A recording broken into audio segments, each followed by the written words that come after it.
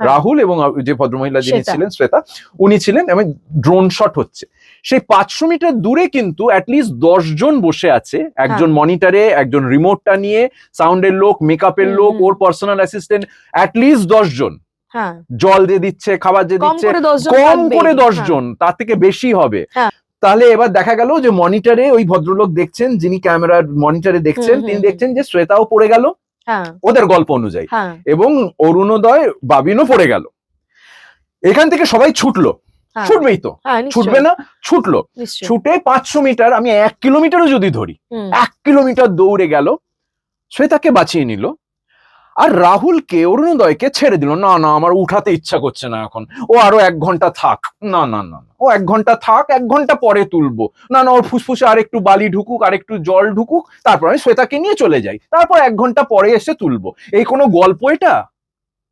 এই গল্প তো ক্লাস কেজির বাচ্চা বলবে এই চুপ কর, তুই মিথ্যে কথা বলছিস। পোস্টমর্টেম রিপোর্ট কিন্তু পরিষ্কার বলেছে 1 ঘন্টা, কিন্তু ভিসেরা রিপোর্ট আসেনি ভাই, ভিসেরা রিপোর্ট আসেনি ভাই, এর পিছনে আরো অনেক কিছু আছে, এর পিছনে আরো অনেক। রিপোর্টগুলো কি আর আমরা পাবো? না, পাবো না, না পাবো না।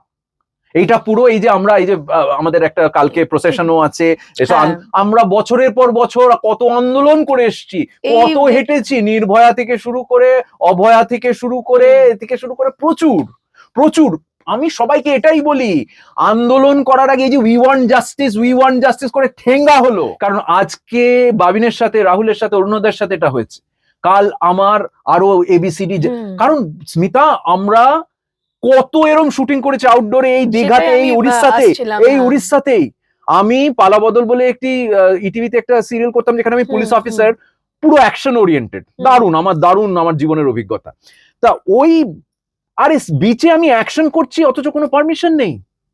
আমি অভিনেতা হিসেবে আমাকে বলা হয়েছে, হ্যাঁ আছে, আমার তো ওই পর্যন্ত এখতিয়ার, আমি তো আর অ্যাডমিনিস্ট্রেটিভ ব্যাপারটা জানবো না।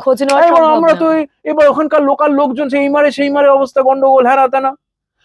আমাকে আরো কোনো একটা জায়গায়, আমাকে ট্রেনের লাইনের মধ্যে দিয়ে ছুটতে বলেছে, পিছন থেকে ট্রেন আসবে, সামনে থেকে আমাকে বলেছে হ্যাঁ পারমিশন নেওয়া আছে, আমিও তো তাই করেছি। তো বেসিক্যালি তাই, আমরা তো উই আর পাপেটস, এবং আমরা খুব বিশ্বাসের উপর, মানে কথার উপর বিশ্বাস করি, আমাদের ওই বিশ্বাসের ভিত্তিতে সব কাজ চলে। তো তোমাকে আমি এত টাকা দেবো, এখন নয় অনেক লিখিত পরিত হয়েছে, তাও অনেক গন্ডগোল।